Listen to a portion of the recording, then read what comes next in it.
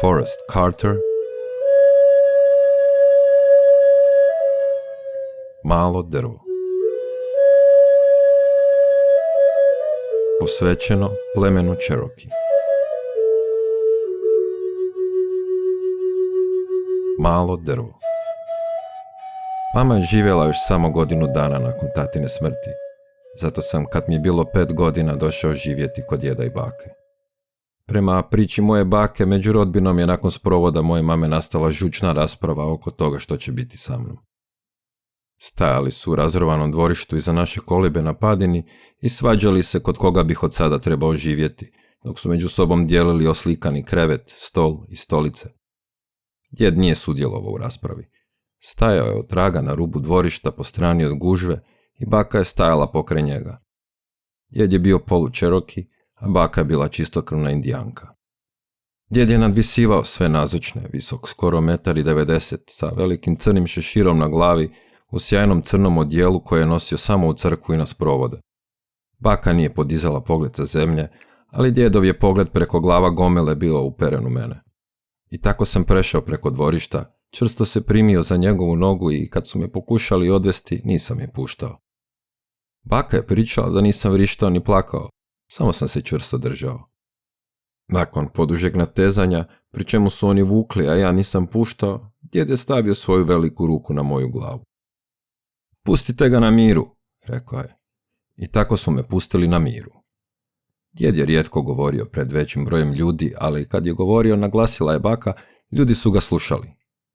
Hodali smo niz brijeg tog tmurnog zimskog popodneva, a onda cestom koja je vodila u grad. Djed je hodao naprijed uz rub ceste, prebacivši preko ramena vreću u kojoj je bila moja odjeća. Već tada sam shvatio da hodati za djedom znači trčati, i baka iza mene povremeno je morala podići suknju da bi nas sustigla. I po gradskom pločniku smo nastavili hodati u istom rasporedu, djed na čelu, a mi za njim, dok nismo stigli do autobusne stanice. Tamo smo dugo stajali. Baka je čitala natpise na autobusima koji su dolazili i odlazili. Djed je rekao da baka zna čitati jednako dobro kao bilo tko drugi. Kad se počelo mračiti, pronašla je naš autobus. Stajao je točno ispred nas. Pričekali smo dok se svi ostali putnici nisu ukrcali. I dobro je što smo tako učinili, jer čim smo stupili nogom u autobus, nastali su problemi. Djed je bio na čelu, ja u sredini, a baka je stajala iza mene još na donjoj stepenici ulaza u autobus. Djed je izvukao novčanik iz prednjeg džepa hlača i stajao je spreman platiti vozne karte. Gdje su vaše karte? Upitao je vozač prilično glasno i svi su se uspravili na svojim sjedalima i gledali u nas. Djeda to uopće nije uznemirilo. Rekao je vozaču da upravo čekamo kako bismo platili. Baka mu je odostrah tiho napomenula neka kaže vozaču kuda putujemo i djed mu je kazao. Vozač je rekao djedu koliko koštaju karte i dok je djed vrlo pažljivo prebrojavao novac, jer je svjetlo u autobusu bilo preslabo, vozač se okrenuo prema putnicima, digao desnu ruku i rekao hau i prasnuo u smijeh. I svi su prasnuli u smijeh.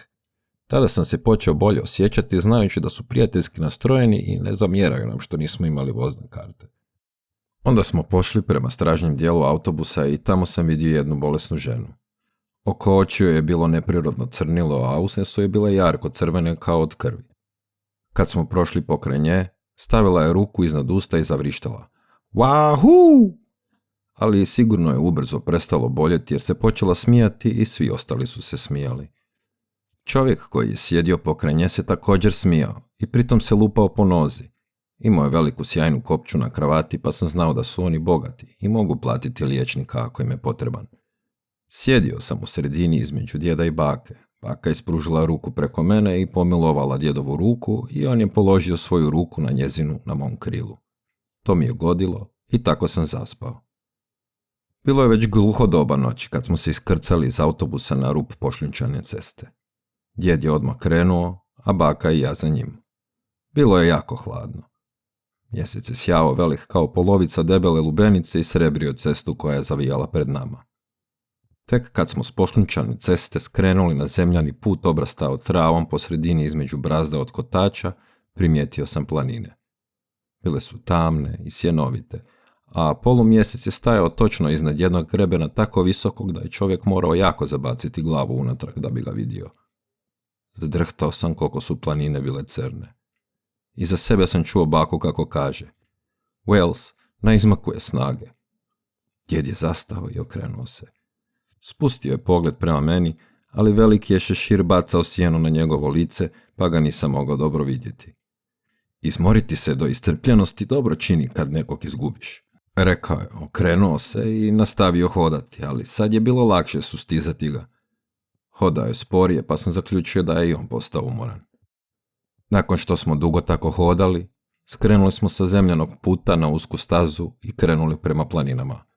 Izgledalo je kao da ćemo se sudariti s planinom, ali dok smo hodali činilo se kao da se planine otvaraju i okružuju nas sa svih strana. Čuo se odjek naših koraka, a oko nas šuškanje, šaptanje i uzdisaji mrmorili su kroz krošnje kao da je sve oživjelo. I bilo je toplo. Pokraj nas je krckalo, pucketalo, žuborilo. Planinski potok skakutao je preko stijena do bazena gdje bi malo zastao prije nešto požuri dalje. Polumjesec je nestao iza grebena i prosipao srebrno svjetlo na nebu. Tako se nebo iznad nas pretvorilo u kupolu od sivog svjetla koja nas je obasjavala. Iza mene je baka počela pjevušiti jednu melodiju. Znao sam da je to melodija jedne indijanske pjesme koje nisu potrebne riječi da bi ju se razumjelo, a stvorila je osjećaj sigurnosti. Začulo se zavijanje psa, tako je iznenada da sam poskočio. Dugo i žalosno prešlo bi u jecaj koji bi eho preuzeo i odnio dalje, natrag u planine. Djed se tiho nasmijao. To je sigurno stara mod. Više njuh ne služi, sada ovisi o ušima. Nije prošla ni minuta i bili smo sa svih strana okruženi psima koji su cviljeli oko djeda, a mene njuškali da bi zapamtili novi miris. Stara mod je opet počela zavijati, ovaj put jako blizu nas i djed joj je rekao: Mod, zaveži! Čula je tko je došao, dotrčala i počela skakati po nama. Preko jednog balvana prešli smo na drugu stranu potoka. Uvučena pod krošnje velikih stabala, pred nama je stala brvnara s verandom, koja joj se protezala čitavom širinom prednje strane, a u zaleđu su bile planine. Sredinom kolibe protezao se široki hodnik koji je odvajao prostorije. Hodnik je bio otvoren na oba kraja. Neki takav hodnik nazivaju galerijom, ali u planinama su ga zvali pseći prolaz jer su po njemu utrčali psi. S jedne strane hodnika je bila velika prostorija u kojoj se kuhalo, jelo i sjedilo, a s druge strane dvije spavaće sobe. U jednoj su spavali djed i baka, druga je bila moja. Ispružio sam se na meki pleter od jelenje kože napet na okviru od orahovine. Kroz otvoren prozor mogao sam vidjeti drveće na drugoj strani potoka, mračno pod sablasnim svjetlom. Pomislio sam na mamu i kako je čudno da se ovdje nalazim. Nečija me ruka pomilova po glavi. Baka je sjedila na podu pokraj mene. Suknje su se širile oko nje, pletenice prosjede kose padale su je preko ramena do u krilo. I ona je pogledala kroz prozor, pa počela pjevati dubokim mekim glasom. Sad su osjetili da on dolazi, šuma i šumski vjetar. Otac planine mu pjeva svoju dobrodošlicu. Oni se ne boje malog drveta. Oni znaju da je u njegovom srcu dobrota i oni pjevaju: malo drvo nije samo. Čak i šašava mala lejna sa svojim žuborovim brbljavim vodama pleše niz planinu puna radosti. O, posluhnite moju pjesmu o bratu koji nam je došao. Malo drvo je naš brat i malo drvo je ovdje. Mali jelen, avi uzdi i prepelica, mini li, čak i vrana kago se pridružuju pjesmi. Hrabro je srce malog drveta i dobrota je njegova snaga i malo drvo nikada neće biti sam. Baka je pjevala lagano se njišići napred natrag i ja sam mogao čuti kako vjetar govori i kako potok lejna mojoj braći pjeva pjesmu o meni. Znao sam da sam ja malo drvo i bio sam sretan što su me voljeli i veselili mi se. I tako sam zaspao i nisam plakao.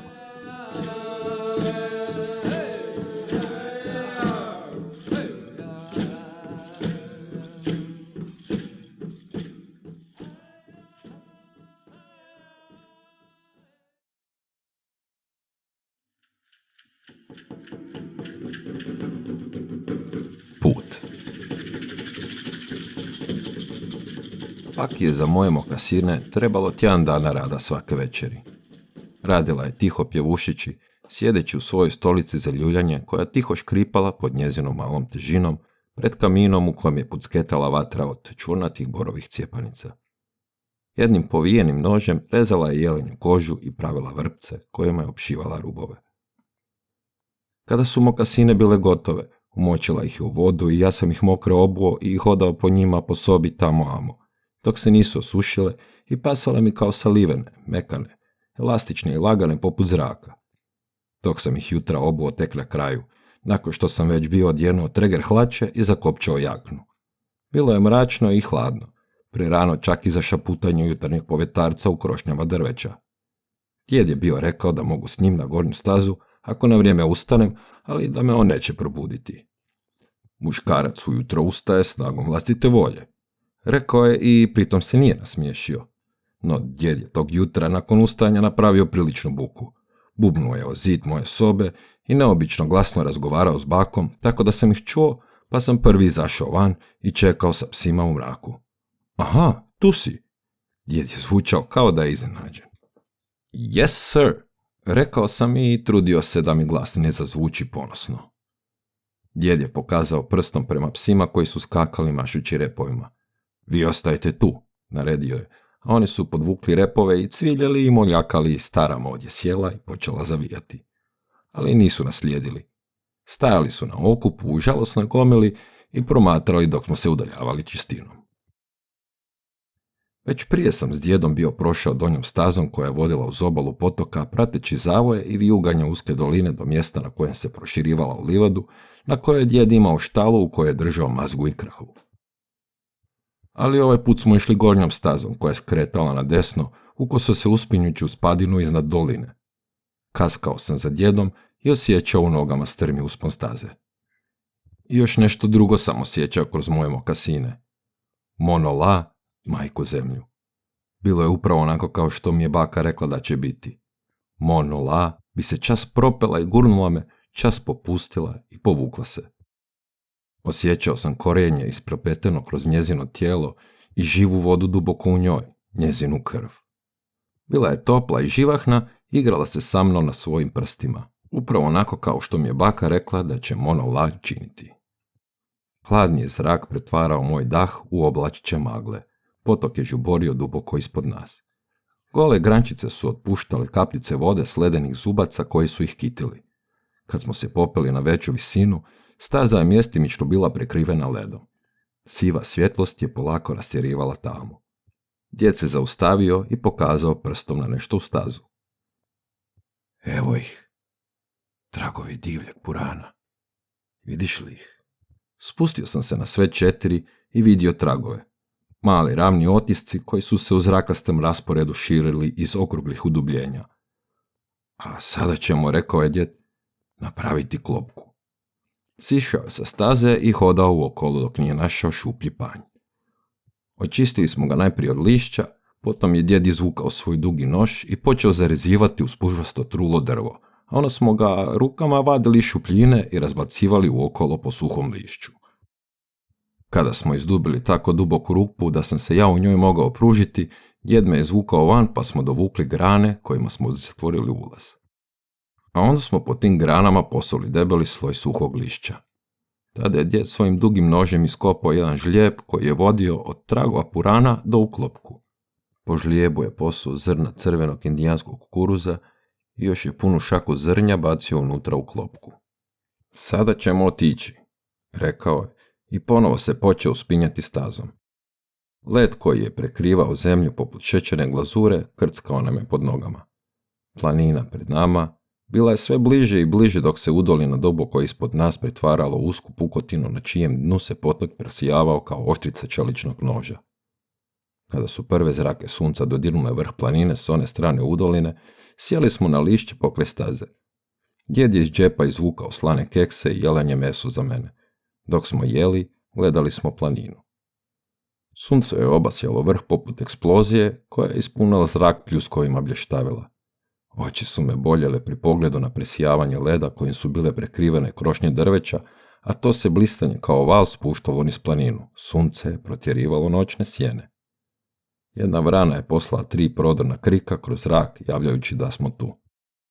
A onda se planina počela protezati i uzdisati, a njezin se dah digao u zraku u vidu magličastih oblačića. Mrmljala je i stenjala, dok je sunce oslobađalo drveće od ledenog okova. Djed je gledao napeto kao i ja i osluškivao sve glasniji i glasniji huj jutarnjeg drveta o krošnjama drveća. Budi se, rekao je mekim tihim glasom, ne skidajući pogled s planine. Yes, sir, rekao sam, budi se. I odmah sam znao da se djed i ja razumijemo na jedan način koji većina ljudi ne poznaje. Noćna sjena se povlačila preko jedne male livade prekrivene travom koja se presijavala okupana suncem. Djed mi je pokazao prepelicu koja bi povremeno zalepršala krilima skačući po travi u potrazi za sjemenkama. A onda je pokazao prema nebu. Nije bilo oblaka, ali u prvi mah nisam vidio mrvicu koja se pojavila iznad grebena dok se nije počela povećavati. Leteći prema suncu da je sjena ne bi najavila, ptica je lebdjela niz padinu planine. Iznad krošnji drveća, polusklopljenih krila, poput smeđeg metka, sve brže i brže prema prepelici. Djed se tiho nasmijao. To je stari Talkon sokol. Prepelica je brzo poletjela i pokušala se domoći krošnji drveća, ali bila je prespora. Sokol ju je napao. Perje je letelo po zraku, a onda su ptice bile na tlu i sokolova glava se dizala i spuštala zadajući prepelici smrtonosne udarce. Već u sljedećem trenutku bio u zraku nosići mrtvu prepelicu u kandžama i odletio je uz planinu dok nije nestao s druge strane grebena. Nisam plakao, ali znam da sam izgledao tužno jer je djed rekao: ne budi tužan, malo drvo. To je put. Sokol Talkon je uhvatio sporu prepelicu, pa spora prepelica neće uzgojiti potomstvo koje bi također bilo sporo kao i ona. Talkon, osim toga, jede štakore i kune koji jede prepelića jaja, i to jaja sporih, ali i jaja brzih prepelica. I tako sokol živi u skladu s putem. On pomaže prepelici. Djed je nožem iz zemlje iskopao jedan slatki korijen, ogulio ga i iz njega je počela kapati slatka zimska zaliha života. Prerezao ga je nožem na 2 dijela i dao meni veći. Uzmi onoliko koliko ti je potrebno. To je put, rekao je blago. Kad loviš jelena, nemoj uzeti najboljeg. Uzmi manjeg i sporijeg, pa će jeleni rasti i biti sve jači i uvijek će ti davati mesa. Pa koh, panter, to zna. I ti isto to moraš znati. Nasmijao se. Samo ti bi pčela pospremao u zalihe više nego što je potrebno, a zato od nje kradu medvjed i rakun i čeroki. Tako i s ljudima koji su halapljivi i grabi sebe više nego što je njihov dio. Oni će doživjeti da im to neko drugi uzme. Oko toga će voditi ratove. Upuštat će se u duge rasprave kako bi prisvojili više nego što je njihov dio. Tvrdit će kako njihova zastava potvrđuje njihovo pravo da to čine. I ljudi će ginuti zbog riječi i zastave, ali to neće promijeniti zakone puta. Onda smo se spustili natrag gornjom stazom, a sunce je već bilo visoko iznad naših glava kada smo došli do klopke za purane. Čuli smo ih prije nego što smo mogli vidjeti klopku. Bili su unutra, grgoljali i purlikali u planici. Izlaz im nije zatvoren, djede. Zašto jednostavno ne spuste glave i ne provuku se van klopke? Pitao sam. Djed se ispružio da dosegne do dna klopke i izvukao velikog purana koji je kriještao. Zavezao mu je noge uzicom i iscerio se. Stari Telki je poput nekih ljudi. On sve zna i ne saginje glavu da pogleda oko sebe. Nos mu je do neba, pa ništa ne vidi i ništa nije u stanju naučiti. Kao vozač autobusa, pitao sam. Nisam mogao zaboraviti kako je vozač autobusa galamu bio napravio oko djeda. Vozač autobusa? Djed je pogledao začuđeno, a onda se nasmijao i nastavio se smijati kad je ponovo zavukao glavu u šupljinu klopke da izvuče sljedećeg purana. Rekao bih, govorio je kroz smijeh, baš kao vozač autobusa, kad malo bolje razmislim i on se puhao kao ovi purani. Ali to mu je teret koji on cijeli život vuče sa sobom, malo drvo. Nije to za nas, mi se ne opterećujemo nečim takvim. Djed je polegao purane na zemlju zavezanih nogu. Bilo ih je 6. Pokazao je prstom prema njima. Svi su otprilike jednako stari. Ti to možeš vidjeti po debljini rese. Trebao nam samo 3, pa ti izaberi, malo drvo. Hodao sam oko purana koji su uznemirano lupali krilima po tlu. Kleknuo sam i dobro ih proučavao, pa onda opet obilazio oko njih. Morao sam dobro paziti.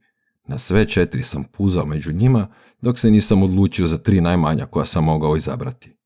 Djed nije ništa rekao. Ostalima je odvezao noge i oni su pobjegli niz padinu lupajući krilima. 2 purana je prebacio preko ramena. Možeš li nositi trećeg? Upitao je. Yes, sir, rekao sam, ali još uvijek nisam bio siguran da sam ispravno odabrao. Djedovo koščato lice se polako razvuklo u osmijeh. Da se ne zoveš Malo drvo, nazvao bi te Sokol. Hodao sam za djedom niz stazu. Puran je bio težak, ali bilo je ugodno osjetiti njegovu težinu na ramenu. Sunce je već stajalo koso iznad planina u daljini i zrake su mu se provlačile kroz grane drveća i stvarale zlatne šare pokraj staze po kojoj smo hodali. Vjetar je zamro tog kasnog zimskog popodneva i čuo sam djeda kako pjevuši hodajući ispred mene. Da sam mogao, ostao bi živjeti u tom trenutku zauvijek. Jer znao sam da je djed bio zadovoljan sa mnom. Naučio sam put. Slijediti tragove u planinama na zimskom večernjem suncu, hodati kroz uzorke tragova, pa u širokom luku natrag prema Brnari, nakon što si pronašao purane, to je nebo koje Cherokee dobro poznaje. Pusti pogled neka klizi po grebenu planine i vidi rađanje jutra, osluhni pjesmu vjetra u krošnjama drveća, osjeti kako život izbija iz monola zemlje i značeš put svih Cherokija. Spoznaj da je smrt prisutna u životu svakog dana, da jedno bez drugog ne može biti. Nauči mudrost monola i onda će znati put i dodirnuti dušu svih Cherokee indijanaca.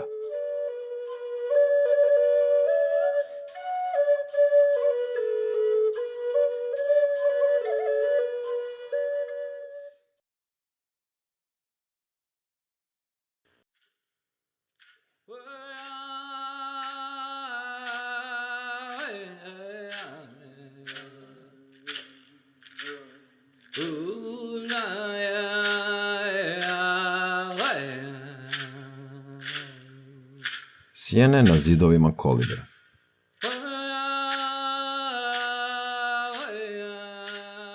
Te smo zime svake večeri sjedili pred kaminom. Čvorovi borovine izvađeni iz trulih palih stabala puštali su gustu crvenu smolu od kojeg je vatra uznemireno palacala jarkim drhtavim jezicima i bacala na zidove sjene koje su poskakivale pa se povlačile da bi se opet propinjale. Tada bi zidovi oživali fantastičnim slikama koje su se pojavljivale i nestajale, širile se i skupljale. Dugo bismo šutjeli sjedeći i promatrajući vatru i ples sjena po zidovima. Onda bi djed prekinuo tišinu nekim svojim komentarom o knjigama. 2 puta tjedno, svake subote i nedjelje na večer, baka bi upala petrolejsku lampu i čitala nam. Svjetlo petrolejke je bio luksus i siguran sam da su te večeri čitanja bile uvedena zbog mene. Petrolej smo morali štedjeti.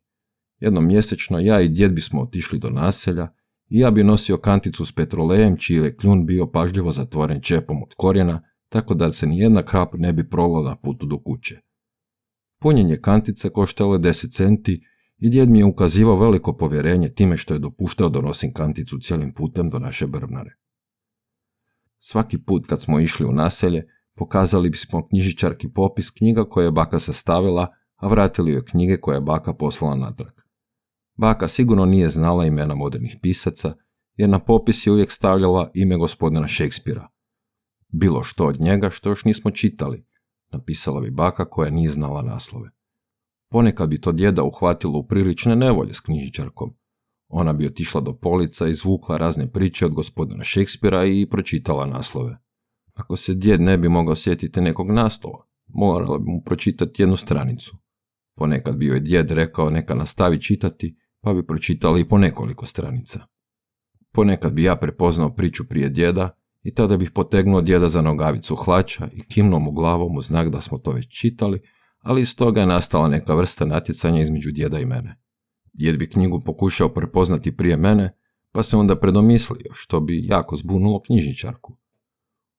U početku se ona uzbuđivala oko toga i pitala djeda koga vraga posuđuje knjigu kad ne zna čitati, pa je djed objasnio da nam baka čita na glas. Poslije je knjižničarka napravila svoj vlastiti popis na kojem je označavala što smo već pročitali. Ona je bila ljubazna i osmijehnula bi se kad bi se mi pojavili na vratima. Jednom mi je dala šećerni štapić na crvene pruge. Sačuvao sam ga dok nismo izašli i onda sam ga prelomio na 2 dijela i podijelio s djedom. Samo nisam uspio prelomiti na 2 jednaka dijela, pa je djed uzeo manji. Rječnik je kod nas uvijek stajao otvoren na stolu zato što sam morao naučiti 5 novih riječi svaki tjedan, počevši od početka rječnika. To mi je stvaralo prilične probleme, jer sam morao smišljati rečenice u kojima bih upotrebljavao nove riječi. To je teško kad sve riječi koje si naučio tog tjedna počinju na A ili B. Imali smo mi i druge knjige. Jedna se zvala Uspon i pad Rimskog carstva. I još smo imali knjige autora, na primjer Shelleyja i Byrona, za koje baka nikad nije bila čula, ali knjižničarka ih je ponekad poslala. Baka je čitala polako, glave pognute nad knjigom, tako da su joj duge pletenice padale do poda. Djed bi sjedio u svojoj stolici za ljuljanje, a da smo došli do napetog mjesta znao sam po tomu što bi se djed prestao ljuljati. Kad nam je baka čitala o Macbethu, sjene su poprimale oblike dvorca i vještica koje bi još živjele na zidovima naše kolibe, a onda bi ja sjeo bliže djedovu stolcu. Kad bi baka došla do mjesta s noževima i krvlju i svim tim, on bi se prestao ljuljati. Djed je rekao kako se ništa od svega toga ne bi dogodilo da se Lady Macbeth bavila ženskim poslovima umjesto da je zabadala nos u poslove kojima se trebao baviti gospodin Macbeth. I uostalom, ta Lady Macbeth uopće i nije bila neka osobita lady. Djed uopće nije mogao shvatiti kako se nekog takvog može oslovljavati s lady, kad lady znači dama. Ne, za njegove pojmove ona nikako nije bila dama. Djed je sve ovo rekao u groznici nakon prvog čitanja. Kasnije je, nakon što je neko vrijeme mozgao o tome, komentirao kako nema sumnje, nešto nije bilo u redu s tom ženom. Ispričao je kako je jednom vidio košutu koja se tjerala, ali nije mogla naći jelena pa je jednostavno poludjela, zalijetela se glavom u drveće i na kraju je skočila u potok i utopila se. Rekao je kako mi to doduše uopće ne možemo znati jer gospodin Shakespeare ništa takvog nije spomenuo, ali možda je gospodin Macbeth zapravo bio kriv za sve što se dogodilo, jer ima dosta naznaka da gospodin Macbeth ništa što je radio nije radio kako treba.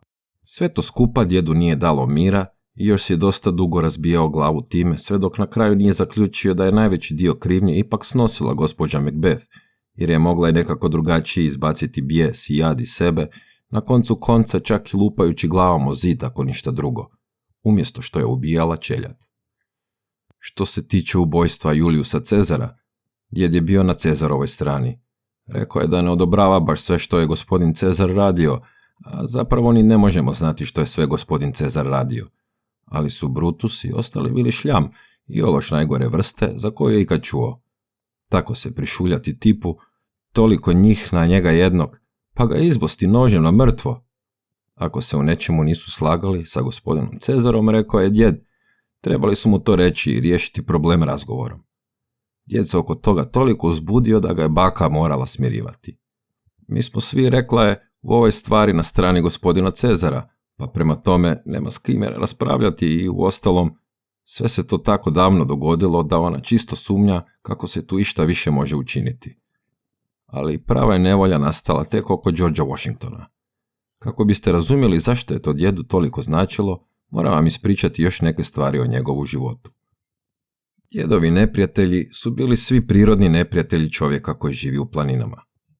Tome dodajte da je naravno bio siromašan i više indijanac nego bijelac.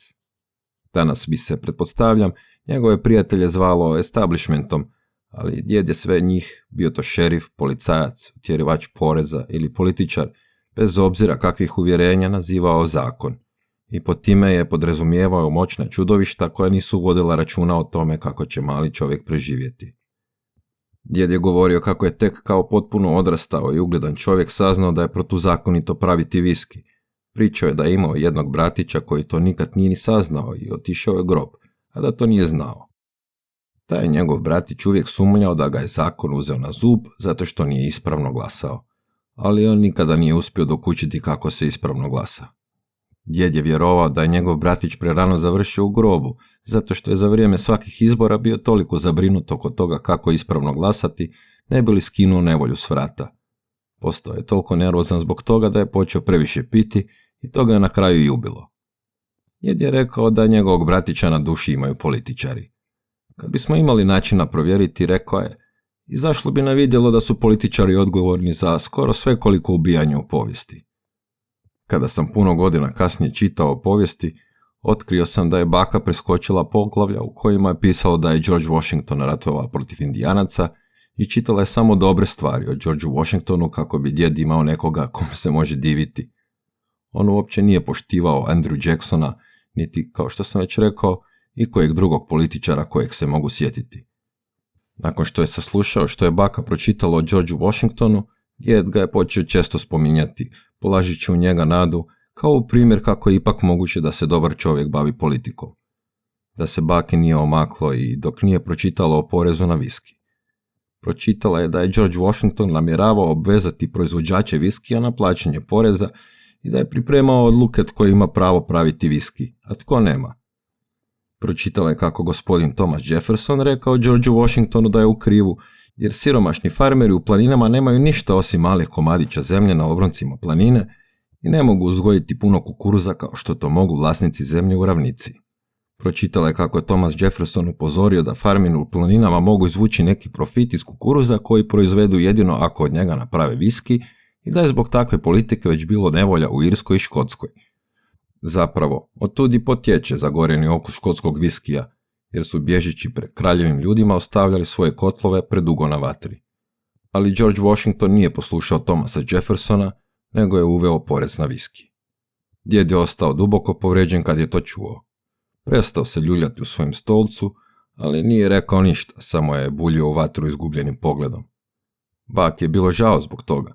Nakon čitanja je potapšala djeda po ramenu i zagrlila ga je kad su krenuli na spavanje.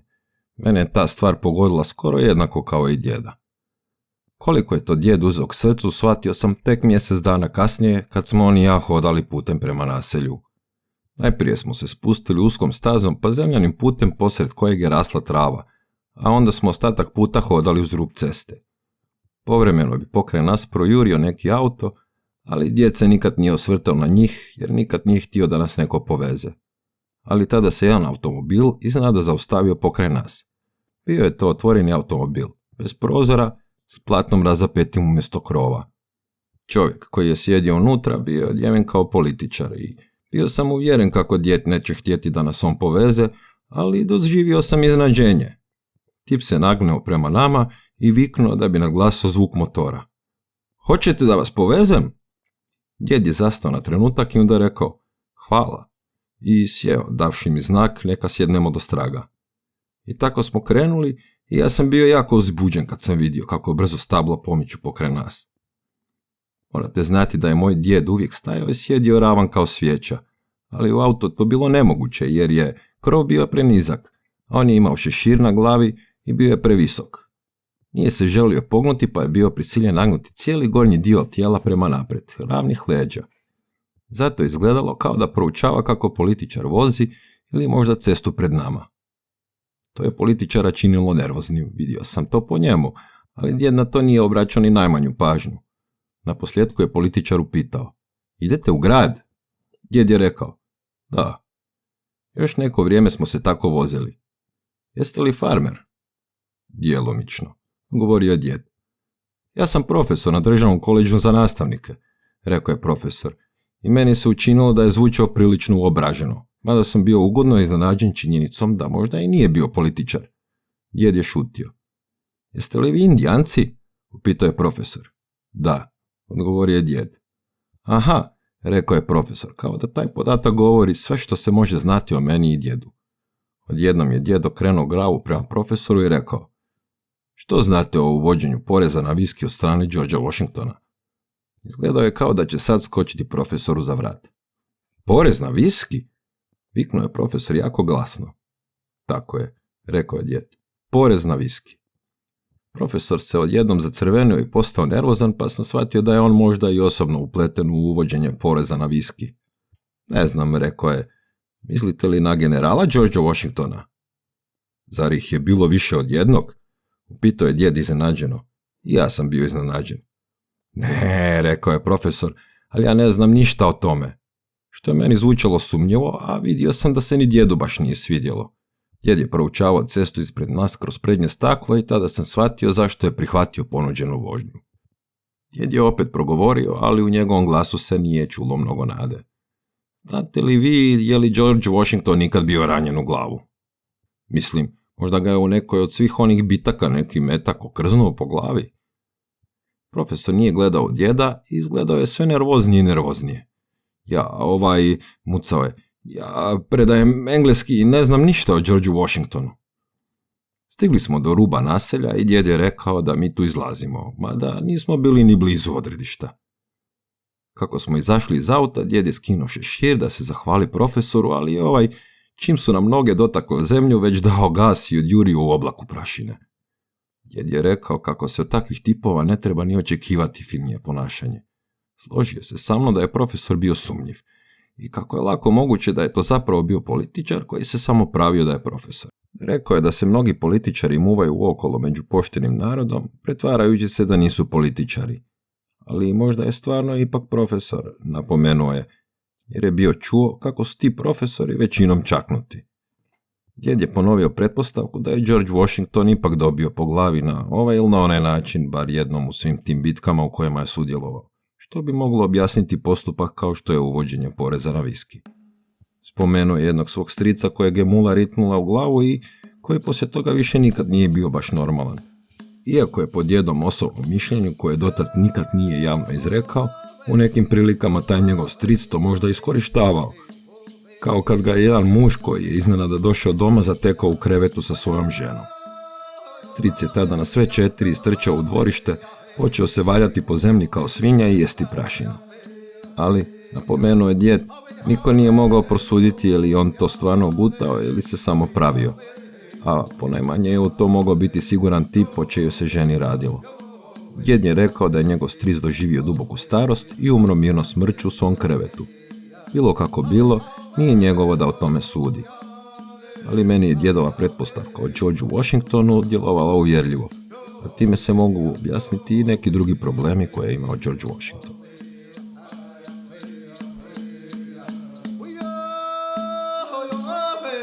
Yo,